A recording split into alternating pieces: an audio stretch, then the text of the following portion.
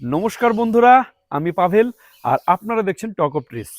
তো আজকে আপনাদের সঙ্গে শেয়ার করব যে আমার এই যে লেবু বা মাল্টা মুসাম্বি এই সমস্ত গাছগুলো আছে বা কমলা লেবু আছে, এগুলোর আমি কি যত্ন পরিচর্যা করি। বিশেষ করে শীতকালে, এখন ডিসেম্বর মাস, এখন যদি একটু ভুল ত্রুটি হয় তাহলে কিন্তু জানুয়ারি মাসে আর ফুল পাবেন না বা গাছে কিন্তু ফল সেট হবে না। তো এই সময় আমরা কি কি ভুল করি বা কি কি যত্ন পরিচর্যা করব, যার জন্য আমাদের এই লেবু গাছগুলো যেন ফলে ভরে থাকে, সেটা নিয়ে থাকছে আজকের ভিডিও। তো এই সময় কিছু জিনিস যেটা মানে দেখে শুনে করতে হবে, সে সমস্ত কিছু দেখাবো যে কি করবেন এবং কি করবেন না। তো আমার এই গাছগুলোতে প্রচুর লেবু ছিল, আপনারা বিভিন্ন শর্ট ভিডিও বা বড় ভিডিওতে আমি অলরেডি আমার চ্যানেলে দিয়েছিলাম। এগুলো মোটামুটি 2 বছর 2.5 বছরের মালটা গাছেতে প্রচুর মালটা হয়েছিল। এমনকি কমলা লেবুও বেশ ভালো ভালো কিছু কমলা লেবু আমার ছাদ বাগানে হারভেস্ট করেছি, তারও বিভিন্ন ভিডিও দিয়েছি। আশা করি সেগুলো দেখেছেন। না দেখে থাকলে অবশ্যই চ্যানেলে গিয়ে দেখবেন। তো এই সময় এই গাছগুলোর কি যত্ন পরিচর্যা করি, এদের মানে এই সময় খাবার দেওয়া যাবে কিনা, জল কিরকম দিতে হবে, সেই সমস্ত কিছু মানে বিস্তারিত আজকে জানাবো। সঙ্গে কি স্প্রে করবেন যেটাতে আপনাদের বাগানেও কিন্তু গাছ ফুলে ভরে যাবে এবং প্রচুর ফল পাবেন। তো চলুন আগে দেখাই যে এই সময় কি কি ভুল করা যাবে না। প্রথম যে ভুলটা আমরা করে থাকি অনেকে, যে এই শীতকালেও প্রচুর জল দিয়ে থাকি। তো এই সময় কিন্তু জল একদম বুঝে শুনে দিতে হবে। তো দেখুন আমার এই যে গোড়াগুলো গাছের, সেটা কিন্তু মোটামুটি শুকনো। তো আরও শুকালে তবেই আমি জল দেব। এখন কিন্তু ভরপুর মাত্রায় প্রচুর পরিমাণে জল দেওয়া যাবে না। গোড়া যদি শুকিয়ে যায় তবেই কিন্তু জল দেবেন। এখন ডিসেম্বর মাস, প্রচণ্ড শীত পড়েছে এবং গাছগুলো কিন্তু দেখুন ডরমেন্সিতে চলে যাচ্ছে। এই যে পাতা হলুদ হয়ে শুকিয়ে পড়ছে, এটা ভয়ের কোনো কারণ নেই, এটা একদম ন্যাচারাল ব্যাপার। এরকম পাতা কিন্তু শুকিয়ে শুকিয়ে এখন পড়ে যাবে এবং নতুন ফুল নিয়ে কিন্তু নতুন পাতা আবার বেরিয়ে আসবে। তো প্রথম হচ্ছে ওয়াটার ম্যানেজমেন্ট। তো এই সময় কোনোভাবেই প্রচুর জল দেওয়া যাবে না, বিশেষ করে গাছের গোড়া যদি ভিজে থাকে তাহলে জল দেওয়া যাবে না। আমি যেমন প্রায় 2 দিন হলো জল দেই না, যেহেতু একদম ঠান্ডা রোদ মানে আজকে আছে, কিন্তু 2 দিন রোদও ছিল না, তার জন্য জল সেভাবেই বুঝে শুনে দিচ্ছে। তো এখন খুব বেশি জল দিলে কিন্তু গাছে একদম এখনই কচি পাতা ছেড়ে দেবে, গাছ গ্রোথ নিতে পারে এবং সেক্ষেত্রে কিন্তু বেশি ফুল আসার সম্ভাবনা থাকবে না এবং ফলও কিন্তু আপনারা পাবেন না। তো তার জন্য অবশ্যই এখন জলটা একদম বুঝে শুনে দিতে হবে। তবে হ্যাঁ, অনেকে আবার ভুল করেন, গাছকে অতিরিক্ত স্ট্রেস দিয়ে দেন। আমার যেমন গোড়াগুলো দেখছেন হালকা শুকিয়েছে, কিন্তু একদম সাদা হয়ে বা একদম কিন্তু শুকনো যে তা কিন্তু না, গোড়ায় কিন্তু হালকা জল আছে। এবার যারা অতিরিক্ত স্ট্রেস দেন যে গাছগুলো একদম ঝিমিয়ে যায়, সেক্ষেত্রে কিন্তু গাছে যদি অতিরিক্ত স্ট্রেস পায়, হয়তো সে পরবর্তীতে প্রচুর ফুল আসবে ঠিকই, কিন্তু সেই ফুল থেকে কিন্তু গুটি সেট হবে না, বা গুটি সেট হলেও সব কিন্তু ধীরে ধীরে ঝরে পড়বে। তো তার জন্য যেটা অবশ্যই, যে এই সময় অতিরিক্ত স্ট্রেস আবার দেবেন না। জল একদম বুঝে শুনে পরিমাণ মতন, না খুব বেশি না খুব অল্প। তো একদম পরিমাণ মতন বুঝে শুনে আপনাদের কিন্তু টবের যেরকম সাইজ বা গাছের যে আয়তন, সেই হিসাবে কিন্তু আপনাদের এখন জল প্রয়োগ করতে হবে। অল্প স্ট্রেসেই যেগুলো একদম হেলদি ফুল আসবে ঠিক ডগায় ডগায়, সেই হেলদি ফুল থেকে কিন্তু প্রতিটা ফলে পরিণত হবে।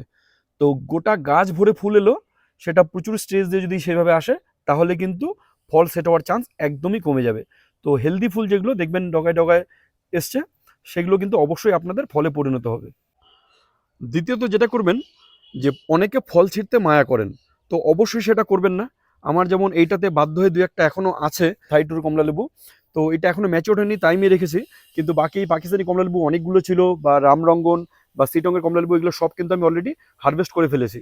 তো ফল যদি হারভেস্ট করতে অনেক দেরি করেন, তাহলেও কিন্তু আপনাদের পরবর্তী ফুল আসতে বা ফল সেট হতে কিন্তু অনেক সমস্যা হবে। তো কাজেই ফলের মায়া না করে, যেগুলো ম্যাচিওর হয়ে গেছে অবশ্যই যত তাড়াতাড়ি সম্ভব হারভেস্ট করে ফেলুন। আরেকটা জিনিস যেটা করবেন, সেটা হচ্ছে গাছে যেন কোনো রোগ পোকার আক্রমণ না থাকে। তো হেলদি গাছে অবশ্যই ফুল বা ফল বেশি হবে। তো গাছে যেন রোগ পোকা না থাকে, তার জন্য অবশ্যই এই সময় ঠিক আপনারা সন্ধ্যার দিকে একটা ইনসেকটিসাইড, একটা ফাঙ্গিসাইড, সে আপনারা যে কোনো ধরনের ইনসেকটিসাইড ফাঙ্গিসাইড ইউজ করতে পারেন। তবে আমি সাধারণত ফাঙ্গিসাইড হিসেবে ব্লাইটক্স, আর ইনসেকটিসাইড হিসেবে আমি প্রোফেক্স সুপারটা ইউজ করি বেশিরভাগ লেবু গাছে, এবং এটা দারুণ কার্যকরী। এটা আপনারা একবার এই সময় স্প্রে করবেন, যাতে গাছগুলো আপনাদের একদম নিরোগ থাকে। সুস্থ সবল গাছে ফুল বা ফল আসার চান্স অনেক বেশি থাকে।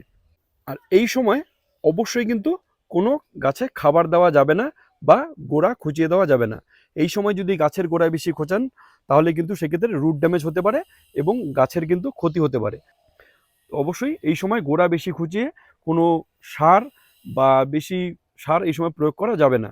এই সময় শুধু একটা যেটা করতে পারেন, একটু যদি গাছের গোড়া দেন সেক্ষেত্রে এমওপি বা মিউরেট অফ পটাশ বা লাল পটাশ যেটা, সেটা দিতে পারেন, বা এসওপি সালফেট অফ পটাশ যেটা সাদা পটাশ, সেটা কিন্তু আপনারা গাছের পাতায় স্প্রে করে দিতে পারেন। তো গাছের জন্য অবশ্যই দেখবেন যেন পটাশের ঘাটতি না হয়। যদি সময় মতন পটাশ সার দিয়ে থাকেন তো আর না দিলেও চলবে, আর না দিয়ে থাকলে অবশ্যই এখন স্প্রে করে দিতে পারেন। পটাশের ঘাটতিতে অনেক সময় কিন্তু গাছে ফুল কম আসে বা ফল কিন্তু ধরে রাখার ক্ষমতা কমে যায়। কাজেই পটাশের ঘাটতি যেন কোনো না হয় সেটা অবশ্যই খেয়াল রাখবেন। যারা আপনারা একদম জৈবভাবে করতে চান তারা পেঁয়াজের খোসা বা কলার খোসা দীর্ঘদিন ভিজিয়ে সেই পচা জলটা সাধারণ জলের সঙ্গে মিশিয়ে গাছের গোড়ায় কিন্তু আর কিছুদিন পরের থেকে দেওয়া শুরু করতে পারেন।